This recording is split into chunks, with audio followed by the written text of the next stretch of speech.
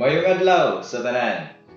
Welcome sa aton pagtuon ug pagpamalandong sa pulong sa Ginoo. Ako diay ang inyong igsoon diha sa Ginoo, Pastor Jason Villacarlos. Ang dinalan sa kasulatan nga atong pagpamalandungan karon kay makita nato diri sa libro nga sinulat ni Apostol Pedro. Unang Pedro kapitulo 5 bersikulo 7. Ang pulong sa Ginoo nagingon, casting all your care upon Him, for He cares for you. Itugyan ta sa Dios ang atong mga kabalaka, kay siya mag-atiman kanato. Mga igsoon, I believe ang tagsa-tagsa sa aton, doon na gyud kita mga suliran. May mga kabalaka kita sa atong kinabuhi. Naagani sa unay drama nga nagtiguluhan or programa sa radyo nga kini ang akong suliran. Diba? So, matag usa sa aton, matag adlaw may giatubang kita nga mga suliran, kalisdanan, mga kinawadon, mga pagantos. So, nagkalain-lain nga mga paglutos nga naglambot sa atong kinabuhi. So, ang pangutana, unsaon man ni nato? Unsa may atong buhaton niini? Aton lang ba ni pasagdan nga padayon nga maghari sa atong kinabuhi? Nga mao kini maghari, mag-roll sa atong kinabuhi o kita mawad-an na kitay gana sa pagpanginabuhi sa matag adlaw. Aron ba lingkawas kita sa mga problema, sa mga kalisdanan o sa may atong buhaton, mga igsoon. Dire sa atong gibasa, doon ay mga importante dire nga kamatuoran nga atong makita unsay atong buhaton ining atong mga giatubang nga mga palalibgan, mga problema, mga kinawad-on sa atong kinabuhi. So una sa tanan, ato ni himay-himayon sa pagtuon. Giingon diri sa aton sa in English nga pulong, casting all your care upon Him, for He cares for you. Sa pag-study nako mga igsoon, ako kining na kita o akong natun-an nga ang pulong di ay diri nga care is from the Greek word merimna, nga ang buot ipasabot niini mga igsoon anxiety or mga kabug-atan, mga worries sa kinabuhi. O gani, most of its usage can be found in the Gospels, which nga gigamit kini sa pipila ka mga pulong diri nga atong mabasa. O una diri sa Mateo kapitulo 13 bersikulo 22 nga nag-ingon, now he who receives seed among the thorns is he who hears the word, and the cares of this world and the deceitfulness of riches choke the word, and he becomes unfruitful. So we can see that the word care refers to worry about the things of this life. And many times, because of this worry, we are unfruitful in our Christian life, in our ministry, in the things that God has entrusted to us. And sometimes, Satan uses worry as an instrument to bring us to defeat.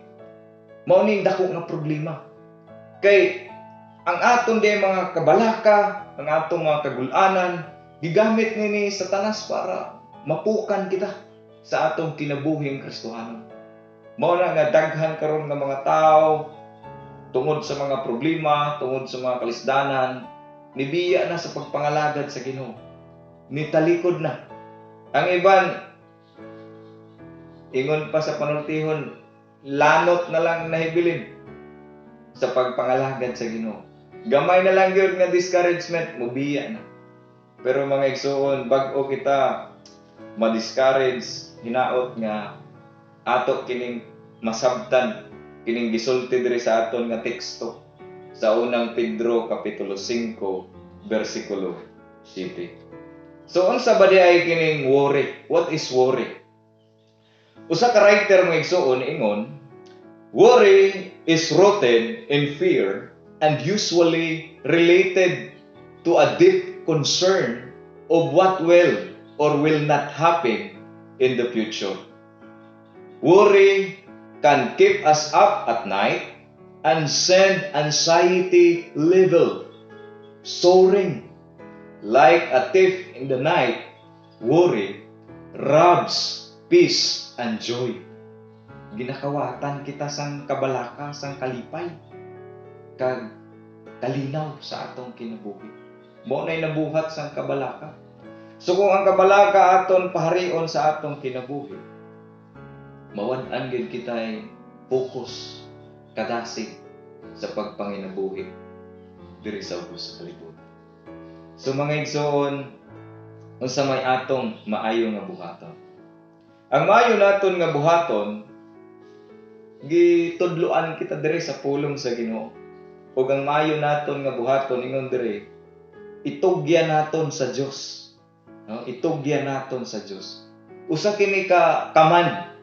God commanded us to cast all our worries upon Him. Atong itugyan sa iya. Unsa ba ning word nga casting?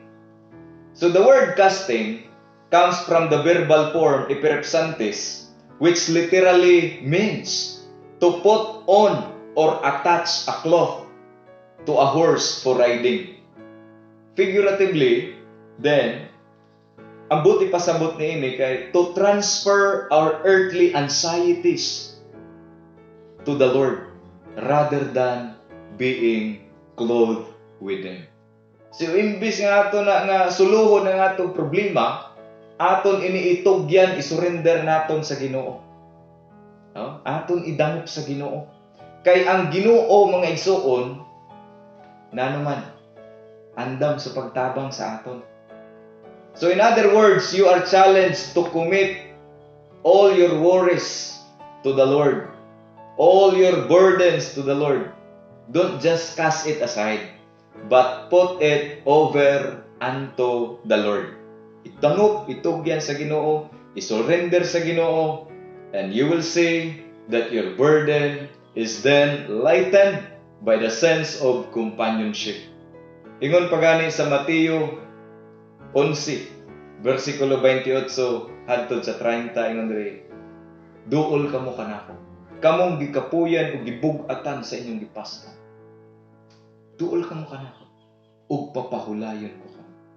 Ingon diri sa English, come unto me, all you that labor and heavy laden, and I will give you rest.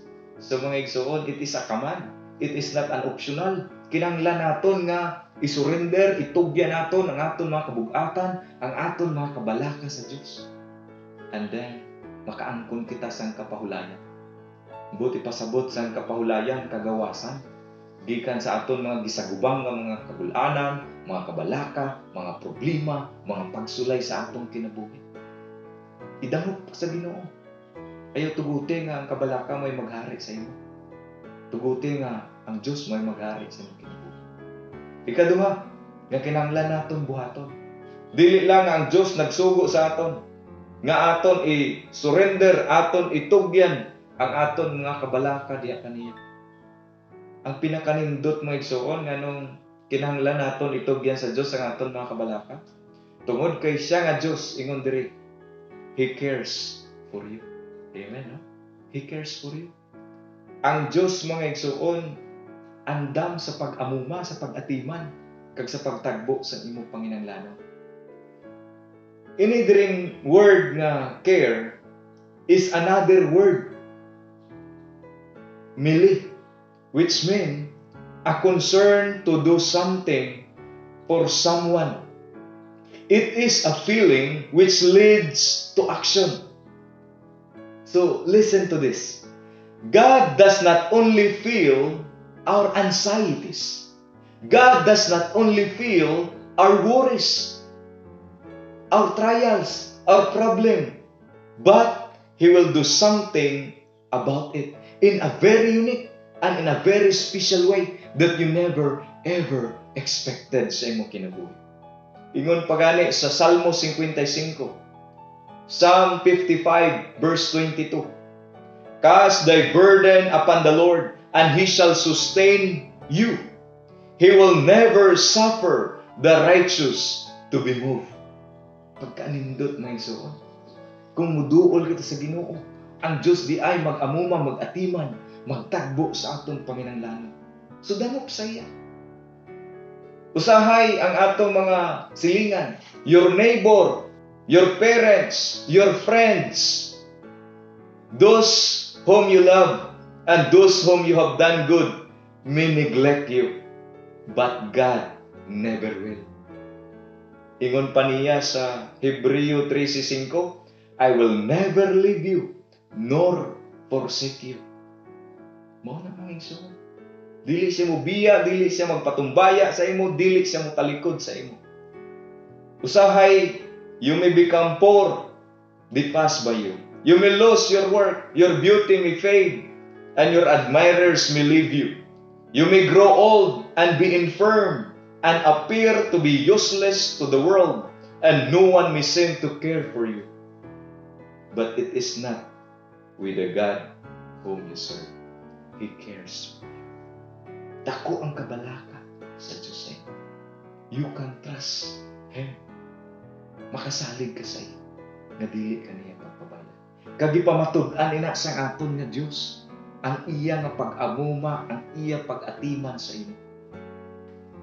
Sa unsa nga paagi, pinaagi sa pagpadala sa bugtong anak nga si Ginoong Hesus aron sa pagluwas sa imo kag sa akin.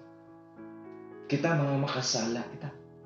Kung mamatay kita ang atong kalag silutan sa kalayo sa impyerno.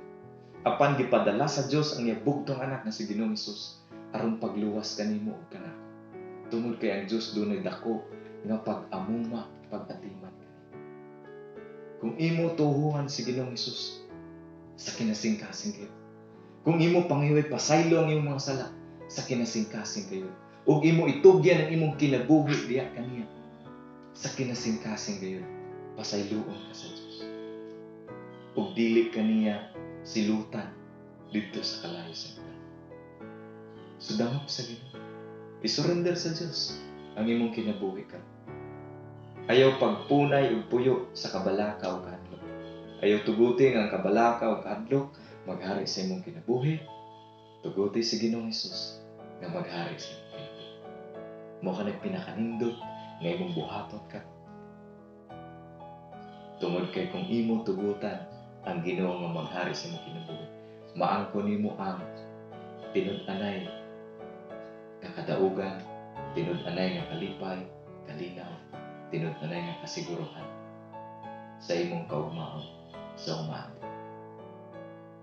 Ang Diyos magpanalangin kanimo higala o igsuon, hinaot, nga padayon ka, nga mag-surrender, magtugyan sa imong kinabuhi sa iyo. Kay dili kagay pakyasan sa Diyos. Kay ang Diyos manggiluluyon o magmahigala. Madamo kong salamat, igsoon, ang Diyos magpanalangin.